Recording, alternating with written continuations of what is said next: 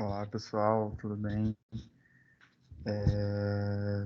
Essa foi a estratégia que a gente conseguiu para conseguir abordar um pouquinho sobre a nossa revisão.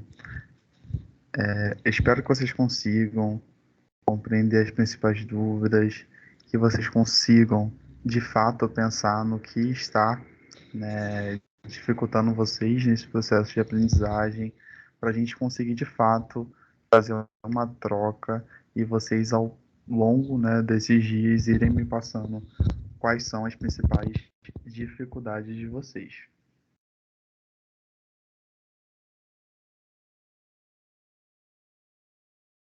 Vamos lá. Quando nós falamos sobre segurança do paciente, o que a gente precisa relembrar? Isso é uma matéria importante para a nossa avaliação?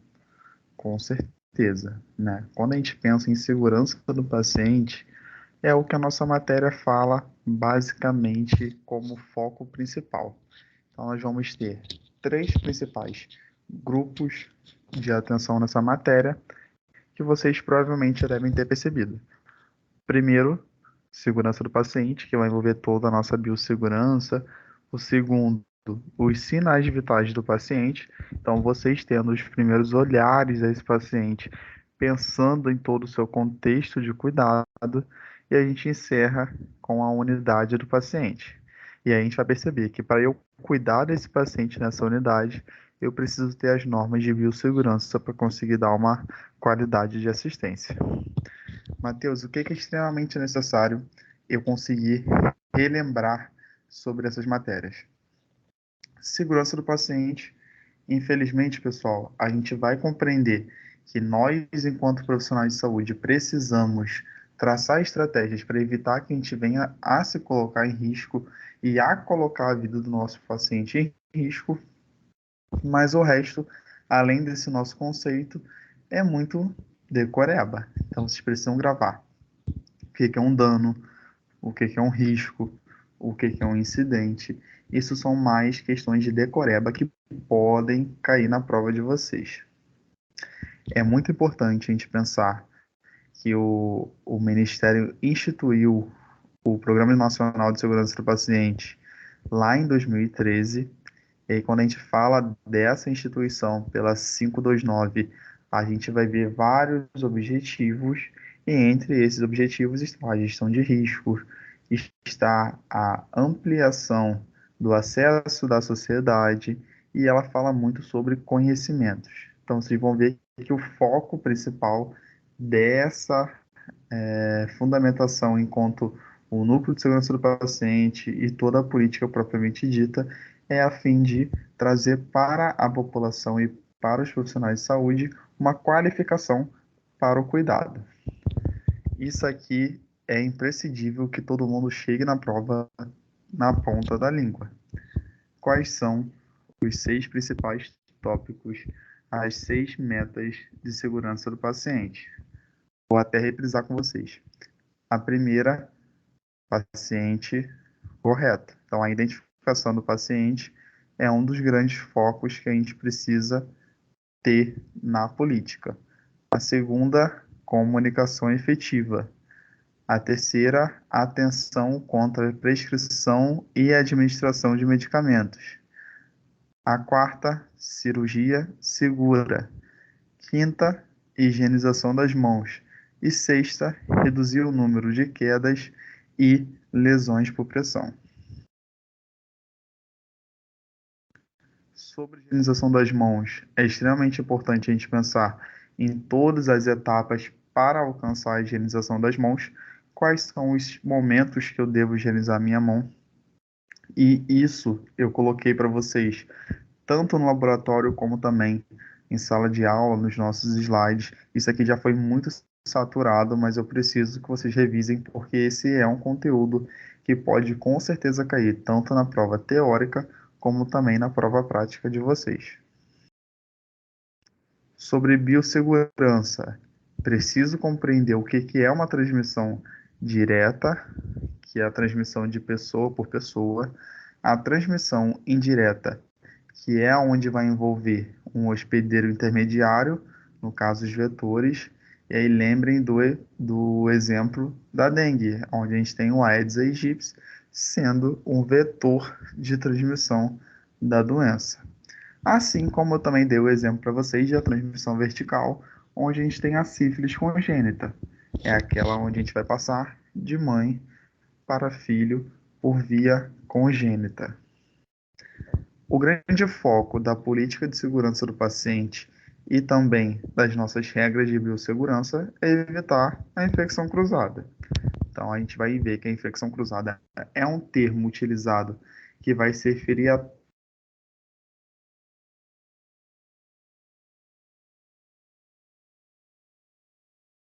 outra pessoa dentro do nosso, né, ambiente hospitalar. Então, eu pegar uma infecção de um paciente, um micro-organismo de um paciente e levar para o outro paciente. Isso é o que nós consideramos como infecção cruzada. E para evitar essas infecções, nós temos as técnicas de profilaxia, onde a gente vai ter como foco também os nossos EPIs. O que é interessante saber sobre os EPIs?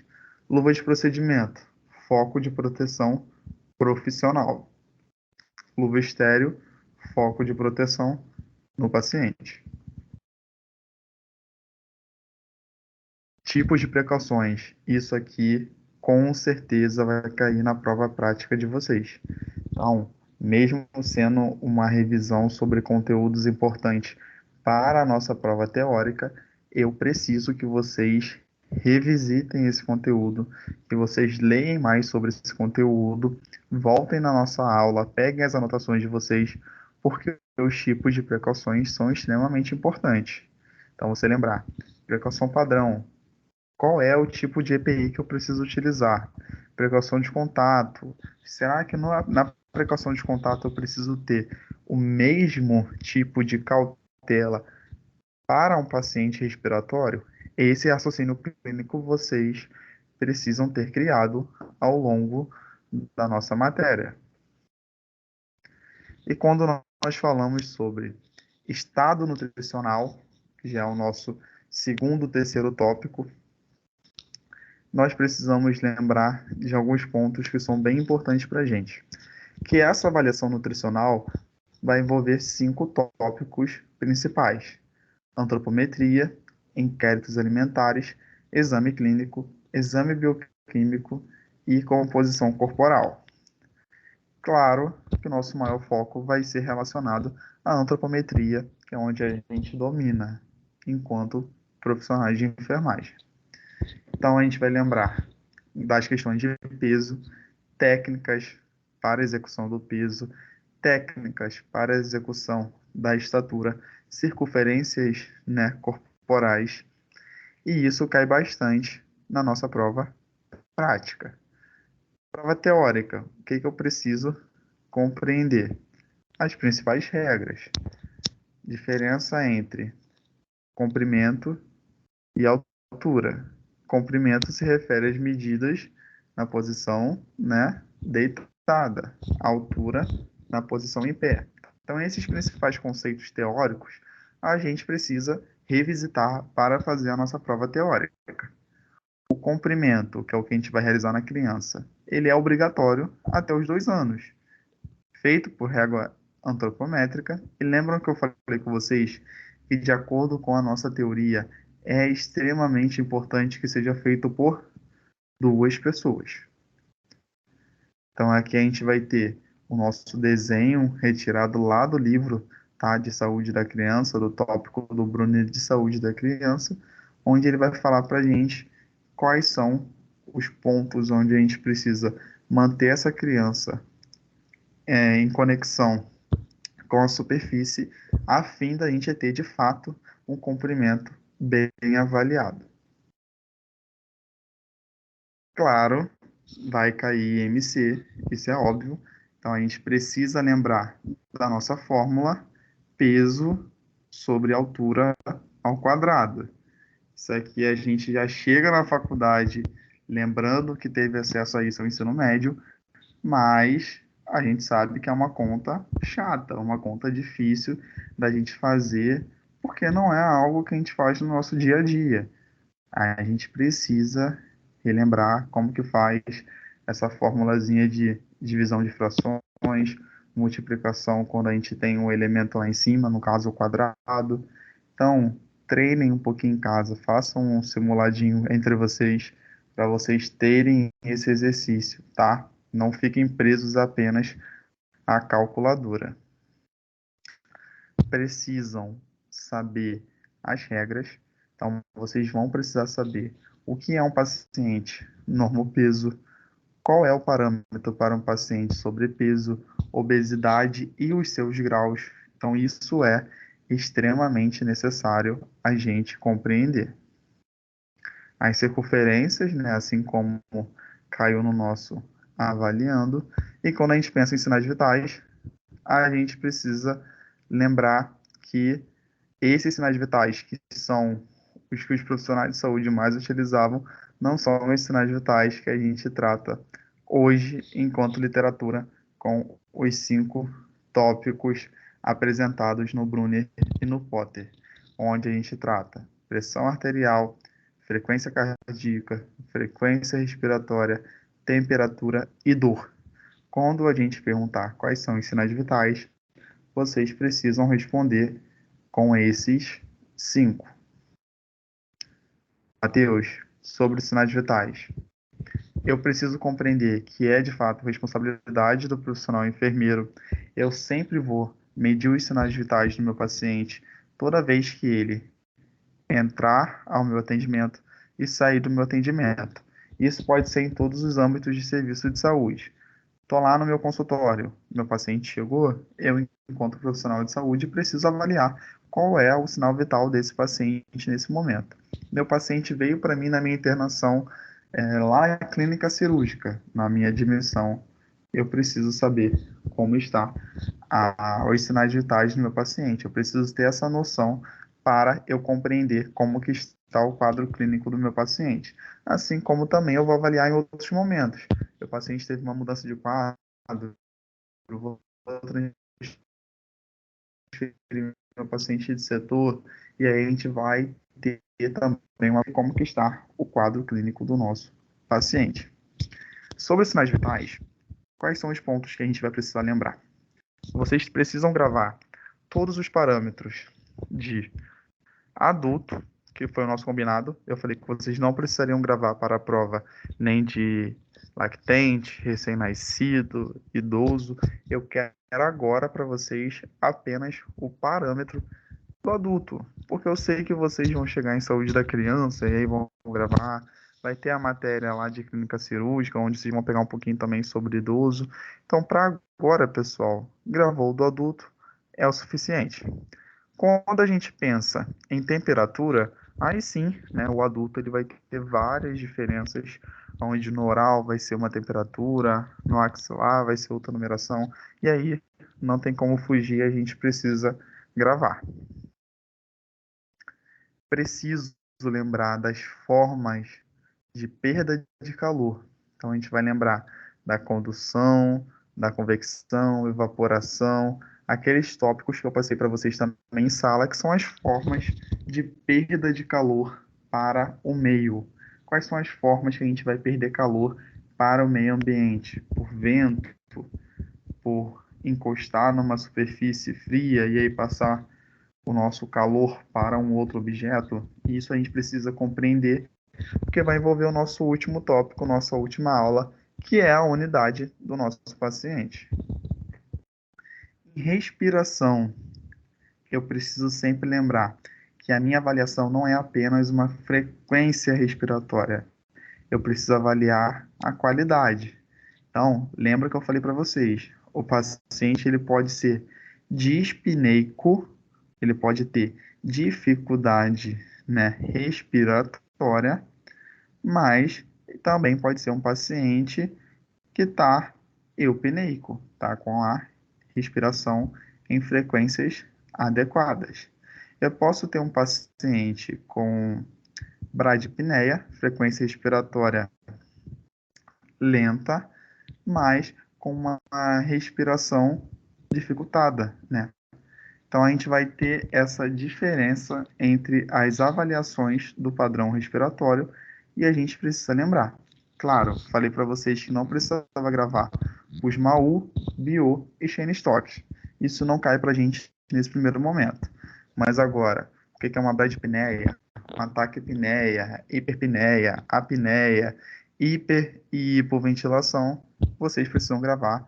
E pessoal, mamão com açúcar. Isso aí não é dificuldade para ninguém. Quando a gente chega em pressão arterial, aí a brincadeira começa a ficar legal, porque a gente tem o bendito do Korotkoff. Então, quando a gente tem o Korotkoff, nós vamos lembrar das 5 fases. E aqui eu faço questão de revisitar com vocês dessa forma escrita, tá? Para a gente não ficar apenas no forte, fraco, sumiu. Porque na prova não vai estar escrito forte, fraco, sumiu. Vai estar lá. É a fase onde vai ter a primeira aparição de ruídos rítmicos de forma clara, respectiva, condicionando aproximadamente com a identificação do pulso palpável. Vai estar dessa forma. Então, a gente vai precisar compreender dessa forma. Então, esse textinho que está lá no slide de vocês, que vai caracterizar cada uma das fases, é importante da gente também relembrar, porque é um tópico que não tem como sair da disciplina sem saber fazer. A prova prática de vocês, ela é de fato uma prova que vai cobrar dos senhores bastante avaliação de raciocínio clínico e uma atividade prática. Mas na prova teórica, vocês também são avaliados práticos quando a gente para pensar na caracterização dos sons de Korotkoff. Isso também é uma avaliação prática. A gente sai da teoria e revisita o nosso papel como enfermeiro na atuação prática. Então, isso é extremamente importante da gente aprender. Falei para vocês do hiato auscultatório, tá? O hiato auscultatório ele tem uma predominância de acontecer na fase 2 de Korotkoff, assim como eu falei para vocês também sobre os padrões e o tempo de avaliação para os pacientes com hipertensão. Então vamos lá. O que eu preciso que vocês revisitem quanto a esse conteúdo? Preciso que vocês relembrem essa informação que eu passei para vocês do Ministério da Saúde, onde ele dá para a gente um padrão, tá? Para a gente ter os limites da pressão arterial. E eu lembro que na sala de aula eu conversei com vocês que eu queria que vocês gravassem sobre o Ministério. Lá no material, eu deixei bem explícito para vocês que cada uma das literaturas vai tratar de uma forma, mas a nível geral, o Ministério da Saúde está trazendo para a gente dessa forma, e é muito interessante, né? Lembrando quando a gente falou dos motivos que levou o Ministério da Saúde a trazer dessa forma sem ser arredondado, isso é importante a gente também trazer para o nosso raciocínio clínico. Então, foco na anamnese também na hora, quando a gente lembrar da teoria para falar sobre os parâmetros de pressão arterial. Quando a gente fala sobre a avaliação da dor, é importante a gente lembrar de coisas bem básicas, tá? O tópico de avaliação de dor não é um tópico que prejudica ninguém em prova, não é um tópico que ninguém tem dificuldade.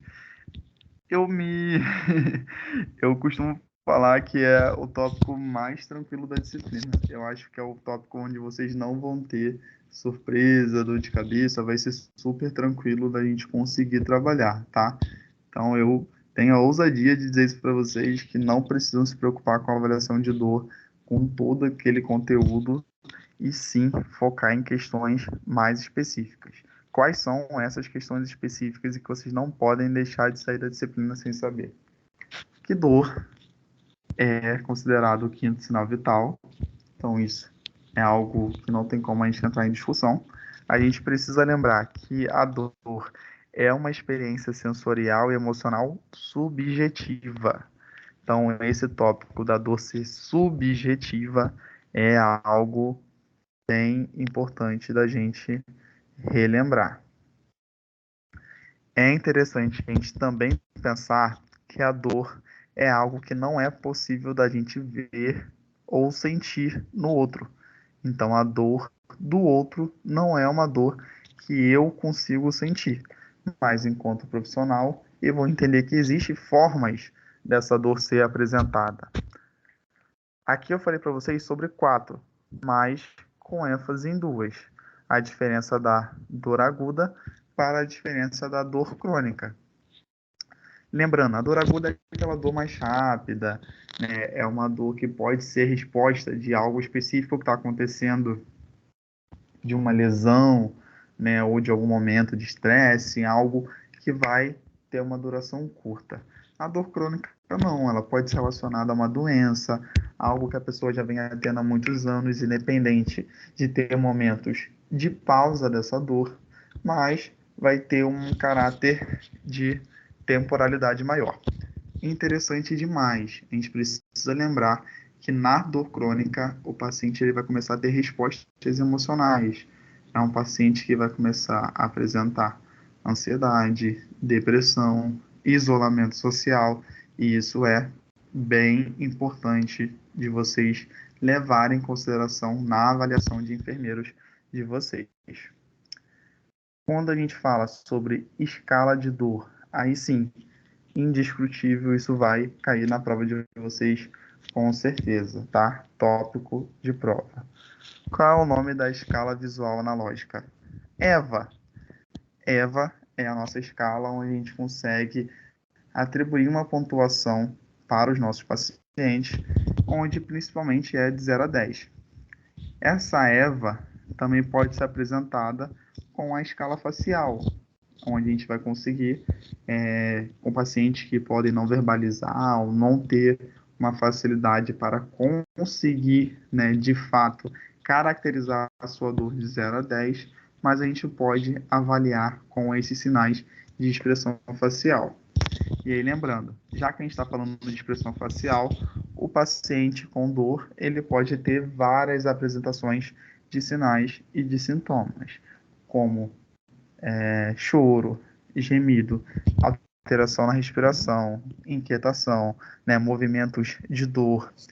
Então a gente vai precisar pensar que o nosso paciente vai apresentar todas essas características que também serão importantes para a gente avaliar durante o nosso processo de enfermagem. Então, pessoal, basicamente são esses os principais tópicos que vão cair na nossa avaliação. Não está difícil, tá uma avaliação bem tranquila. Dá para todo mundo tirar uma nota bem satisfatória. E agora eu vou deixar para vocês aqui um questionário onde vocês vão colocar para mim as principais dúvidas que vocês estão apresentando.